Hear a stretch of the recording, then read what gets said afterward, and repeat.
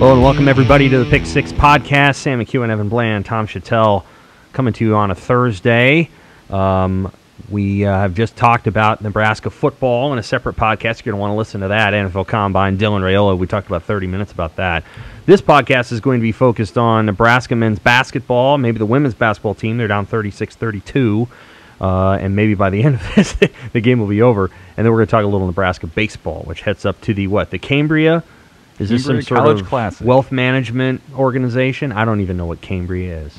I don't either. Is it a bank? A former Dairy Queen Classic. Oh, so you replace Blizzards with whatever Cambria. I know what a Dairy Queen is. Yeah. What's your favorite Blizzard flavor? Chocolate with Oreo. You got one?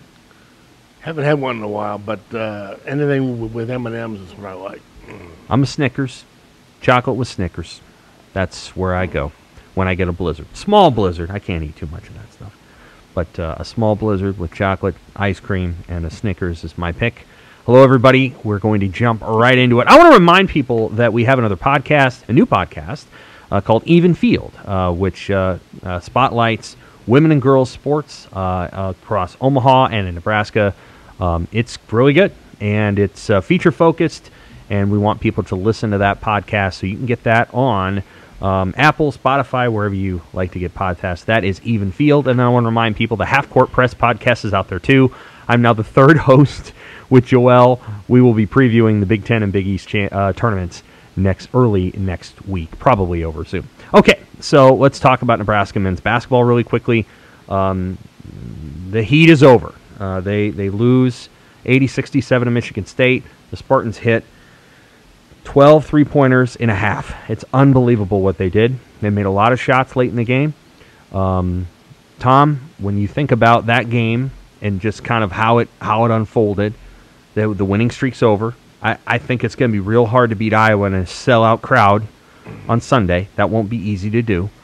And then they're going to have to fight their way through the Big Ten tournament. You think Fred Hoiberg's done enough to run this thing back for year 5? I do, and because I like the way they play, and everything about the winning was about. Obviously, they made a lot of shots, but they made a lot of plays. It was effort, defense, hard work. I just feel like the chemistry, the whole vibe has changed about the program. I feel like the first 3 years, okay, this is going in the wrong direction. He can't keep this up. They're not gonna last. That's why, at the end of last year, you thought, well, he's not gonna make it. And when he was brought back, well, this is a gamble, but it's all about saving money. Now I think this is a formula going forward that is going to work. But they've got to have players, and that's the problem next year. Okay, you've got to restock the cupboard. You got to go into the portal. You've got a few guys that are going to come back that, okay, you've got at least a solid base, but you don't want to be where you are right now. You want to be better than where you are right now. Right. So can Fred sell this for 2 or 3 more years? That'd be tough. And eventually you got to win. You got to go to the tournament. But I like the fact that he's found this identity, if you will. He just found it too late. But I think it does get him next year, because I think they've coached well this year. They just haven't. When the 2 injuries happened, they had to sort of regroup a little bit on the fly, and so it's not great, but it's better, and I think it's good enough for another year, and we'll see where we are a year from right now. Well, I agree with you.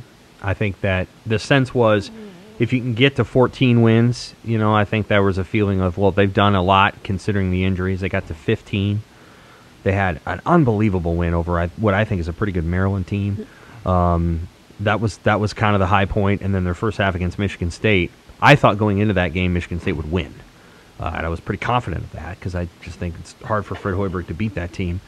And I get through that first half, and I'm like, well, my God, could they actually win this game? And they didn't. Michigan State hit some great shots. They got hot. When that team's hot, that's a really good team, and they did. Now they play Iowa. And what's interesting about Iowa is Nebraska's not going to change the way it plays defense. Iowa doesn't have Luka Garza, but they're going to collapse on anything that goes inside the paint, and they're going to try to rotate and close out on threes. When Nebraska played Iowa in PBA 2 months ago, they won 66-50. It's about as bad as Iowa's played in Fran McCaffrey's time there. I mean, it was bad. They've done that twice now to Iowa since Hoiberg's been there. But when they go to Carver Hawkeye Arena, which is supposed to be full, they give up 100. So I just feel like they're going to be in a hard spot trying to win that game. That's how they beat Creighton, though, the same formula. Right. The same type of team they faced, and it worked. You pack it inside, you make them shoot, and you kind of hope they don't go in, right? And so they for those two games they didn't. It's hard to win on the Carver Hawkeye. It's also hard to win at Chi Health Center. They were able to do that. That's a good point. So I think I'm not saying they're going to win Sunday. No, that's a good point. But I'm saying that the hard part about this is, and I've certainly been here a long time and seen all these different deals, Barry Collier and everybody. This is what they do. They get hot at the end. They drag you down, and they put the coach on the hot seat, and we do all this. We do this dance in January, February. Is he back? Is he not? I write the column burying the guy. He comes up, rises from the dead, and they have some kind of press conference at the Crown Center with cheese and wine, and we all come back next year. But this is what they do. But in the past, you go, okay, they got hot. They won a few games. They beat KU at home or something. And then you didn't have any hope that it would change. And, right. The next year, okay, we're going to do this again. What's the definition of insanity, right? So, but I just wondered, this is different this year. He's found something that worked. He made a concerted change, an effort to, you got to do things differently. I just don't know if they can get the players to take the next step that quickly. So I feel like we're going to kick the can down the road a year, but I want to see this style again. I love it. I think you'll get it. And the fans love this team. And, again, Sam Hoiberg has an impact on things. He has 3 years left. Now, the walk-on, will he ever start? I don't know. But when he's on the floor, things are different. I want to see it again. I just do. I wish Tom Monaghan had another year. He might. He might. So if he does, then yeah. But I just think I don't have high expectations for next season, but I'm at least interested to see can they build on what they did this year. They need to find a post player. Derek Walker was enormously impactful. He doesn't get to come back for a 7th year. They need to find a post player. They need to find a transfer post player who's really good, because Derek Walker's really good. And I don't think that they have an answer there if they don't find a transfer. And that's a problem. Blaze Keita could get good, but he was hurt a lot, and he's behind in his development. It's just going to take him more time. He's a very good defensive player. Doesn't give you much offensively. Bryden Bach has not been what they'd hoped he would be so far, but he's had injuries, and he's been up and down confidence-wise. And then I think they need some sort of they need a shooter. They need another shooter. This is reality. The 3 guys that they brought in as transfers, great culture guys. This is Griesel, Bandemill, Gary.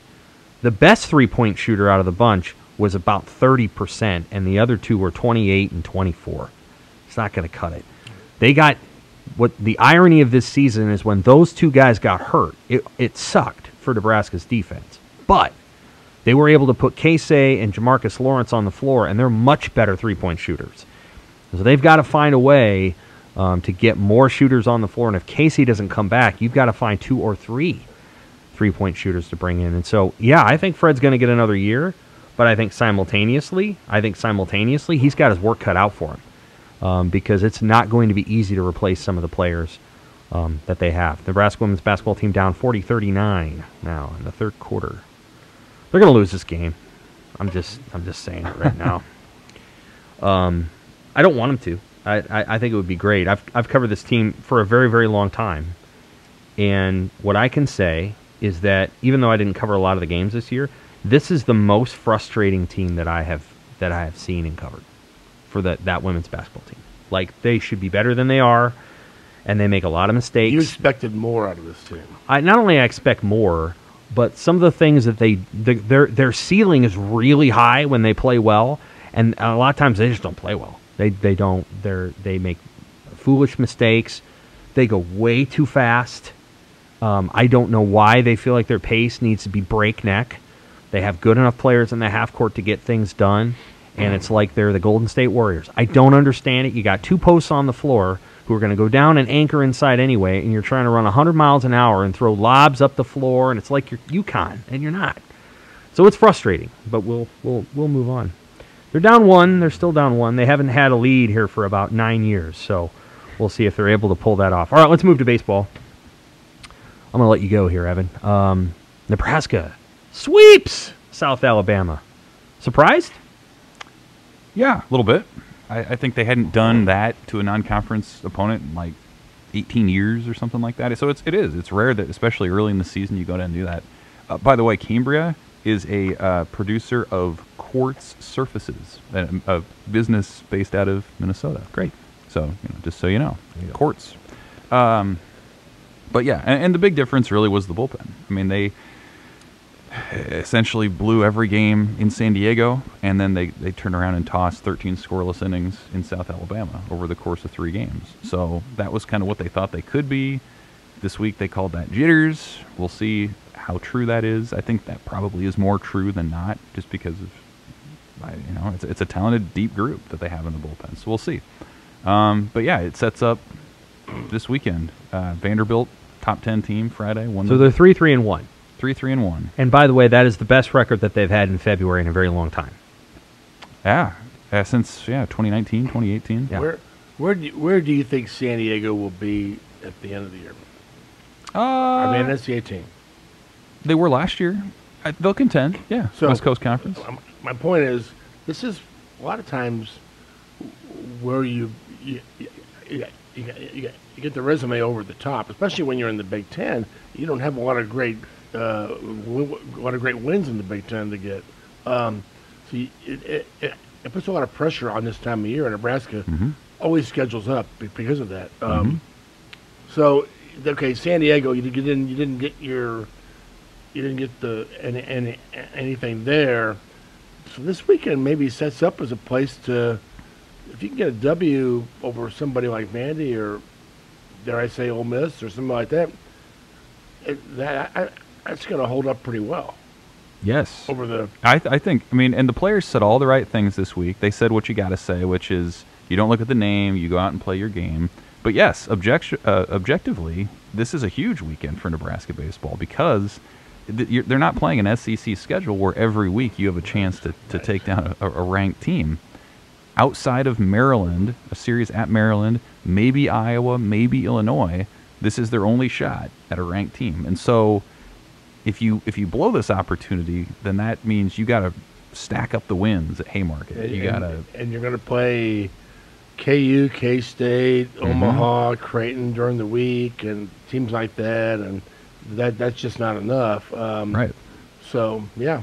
So if you can take one, Hawaii is not a very good team. They're about a 500 team. They haven't been to a regional in like 13 years.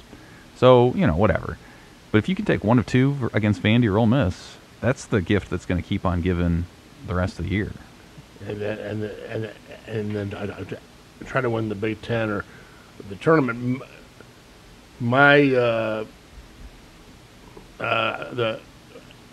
slogan this year is the road to Omaha, as in the Big Ten tournament.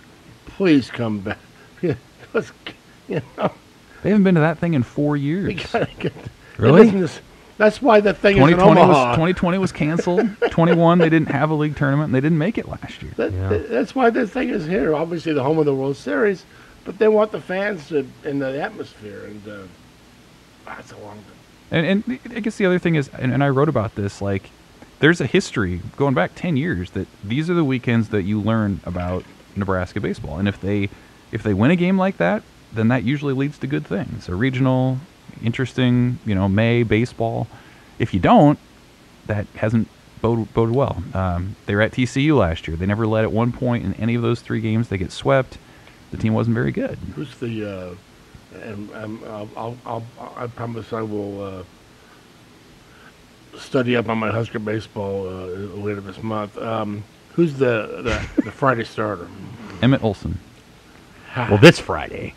He's been their Friday guy all But I year. mean, That may change, when they We'll start see. conference, he's the Friday guy. Yeah, he's the plan, yeah. What's he done the first 2 weeks? He's been okay. I would say that the whole rotation has been okay.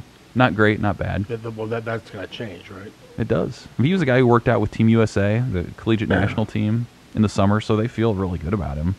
And maybe this is that week that it clicks. But yeah, they haven't had, to this point, a dominant showing by any of their starters. They got Rob Childress on the staff. Is Jeff Christie on the hot seat this year in any way, or? I don't think he should be. That was the strength of their team last year through injuries. So I don't think he should be, personally. I think they have a lot of depth, and they brought back a lot of arms. But they got to perform. I'm just saying, Sure, if yeah, they don't absolutely they do. perform on the mound this year, Yeah. do you take a look at that if you're Bolt? Yeah, I mean, I suppose you would. That would surprise me if they didn't. I still think that's a strength of the team. Maybe not frontline starting pitching, but depth. It's early. But yeah, we'll see. Well, no, I mean it's those are good questions. I just They wonder- play so Vanderbilt. Why don't you go ahead and roll down the opponents? Because this weekend is in part about the opponents. They're It not is. playing Wisconsin, Green Bay. That's right. So let's start with Vanderbilt. Vanderbilt lost to Maryland, or was that Ole Miss? That was did Ole Miss. Okay, They- so let's start with Vanderbilt. So they've had a good series. They lost, or they took the series from UCLA last week. They got blown out in their season opener by TCU, which is a top 10 type program. They've beaten Oklahoma State, so they've been pretty well tested. Dropped a midweeker to Central Arkansas, and I spoke with one of their beat writers this week, and they would kind of the vibe with Vanderbilt right now is the offense is sort of suspect. They only have a couple of guys really even hitting above 300 at this point. They took a series from UCLA. They did. That's but pretty good. Their pitching is outstanding, Yeah. and they're going to have some frontline starters, and their bullpen's been good. The offense has been suspect. So I think that's, if you're talking about a path to winning that game Friday morning, that's what it is going to have to be. You can't let Vanderbilt score 6 runs on you because their pitching's just not going to get I'm sorry, they play Maryland after they play Nebraska. Yeah, Vanderbilt does. this weekend, yes. Ole Miss that's does right. not, though. Ole Miss plays some other team. All the SEC teams, or the 2 SEC teams in Hawaii, play the 3 Big Ten teams. Oh, so okay. Minnesota's winless. They're going to not win a game, I would imagine. And then it's Maryland, which is the top 20 team in Nebraska. So Ole Miss and Maryland will play for a 4th time in like 2 weeks. There's going to be a lot of Interesting. scouts there. And then Ole Miss, incidentally, on Sunday is kind of the other end of the equation where they have a loaded lineup. Jacob Gonzalez is their shortstop, one of the best pro prospects in the game right now. But their pitching is either hurt or unproven, And Especially so- by Sunday. Especially by Sunday. So they took 2 or 3 from Maryland. It's no shame to lose one game No, to it's a not. team as good as Maryland is. Nope, not at all. Dropped a midweeker this week to, I think it was Tennessee La Tech. Tech. Yeah, La losing Tech's Tech. pretty good. I mean, Sure. Yes. it's not. Still. It's not Tennessee Tech. No, it's not. Anyway, Your Techs are not. Not all Techs are made equal. Georgia is probably the best Tech. Then Texas Tech. Texas Tech, Virginia Tech, La Tech. I'm guessing that the Tech of Tennessee is a little lower. Yeah, the Tech pecking order, if That's you will. right. Or the teching order. That's right. We should think of that out. Let's coin that What's term. the Tech pecking order? What's at the top of the Tech order? Is it Virginia Tech, Georgia Tech? I still think it might be Texas In baseball, it's probably Texas Tech. Yes, it is. In football, it's Virginia Tech. Tech. Yeah. It is. Anyway, So Wow. so what is? I mean, what is? I know. And then Hawaii, what are they? Average. They're so-so. And they're flying like 9,000 miles. They are filling in for Missouri, which was supposed to be there as the third SEC team. They backed out for whatever reason in the offseason, so Hawaii is happy to be there. So, yeah, Why you've is got it Hawaii Hawaii? and Why are Maryland. they hosting this? Why are they going to Minnesota? That's a good question. Well, they called us and asked if we could pay for Evan to go out to Hawaii, and we're like, no. Yeah. That would be okay. We did that once upon a time, when Shane Comine, I think, started his Nebraska career. Van Horn's first year, they went out to Hawaii. Heck yeah. We didn't, but they did. Oh, we didn't? Okay. I wasn't sure. Oh, well, no. We didn't even know who Dan Van Horn was back then. Coach Horn is a former Nebraska football coach, once called him. Oh, my God. What's the leadership vibe on this team? What's because that's, to me, when they won the Big Ten a couple years ago, they had a vibe. They had that thing. Yeah. We're going to win every game, and there was a lot of leadership on that team. Yeah. Does this team have that kind of thing? Maybe. To a degree. It was certainly an emphasis in the offseason. It was a big emphasis for them. I don't know individually that you can say they have even as big a personalities. Like Jackson Hallmark was a dude. Spencer Schwellenbach, Cade Povich, like those guys just had, they were huge personalities. So I think they're getting there. They would tell you that showed up with that sweep of South Alabama, because if you don't have the dud weekend opener that you had in San Diego and bounce back with a sweep if you're not vibing in some degree. So they felt like that showed up. I always like Will Bolt's description of like what a really good team is and how it picks itself up. So like if the pitching's down, you get enough hits to win, and vice versa. If the sticks aren't doing it and you win to 1-0 or something like that, and bad teams find a way to lose those kind of games. So they found a way against South Alabama, and like I said, recent history would say that Nebraska always wins one of these games when things go well. So you got to compete, you got to at least be close, and if you can take one, to me that reshapes how you talk about Nebraska as a postseason team moving forward. Because again, if you don't win one, you got to run the table against what's really objectively an awful home schedule this year. It's just not very good. There are a lot of bad opponents on the home schedule this year. So you're going to have a lot more margin for error if you can win one of these games. And they feel like they can. They have the momentum to do it. I think both of these teams that they're playing have their own flaws. We'll see how it shakes out. They're all early games, too, so we'll have full coverage in the World-Herald of all of them. That's good. Seems like a tall order to beat Vanderbilt on Friday. Nebraska's going to have to play really well. On Sunday, maybe you can get Ole Miss into an 11-10 and pull them off, pull off a win. Maybe so. You just never know. I think the Friday one will be the toughest of the three. Vanderbilt, to me, Vanderbilt is still the better of the two programs, even though Ole Miss is coming off a national title. Vanderbilt's been around for a long time, and they got the coach and all the other stuff. So they to me are the bluer of the bloods there between Ole Miss and Vanderbilt. I think that's fair. Their starter is going to be Carter Holden.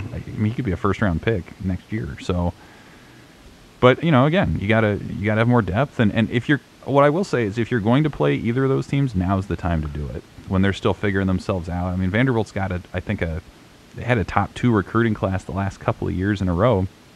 Some of these guys are still getting used to college baseball. So I think the Vanderbilt that you see, if it makes it to Omaha in 3 months, the Vanderbilt that you see in the SEC league play is going to be different than the one that you see this weekend. And so maybe that plays to Nebraska's favor a little bit too, as an older team relative to, I think, what Vanderbilt is pretty young. Maybe that's something that makes a difference in the end too. Nebraska's number 3 in the RPI. I think they're down to 10 or something now, okay, but yeah, 10. it's goofy. It is. All right, for Tom and Evan, I'm Sam. Read our coverage of Nebraska baseball's weekend in the World-Herald and on Husker Extra. Thank you. Nebraska women's basketball is down by 10. I told you they're going to lose the game. Take care, fans.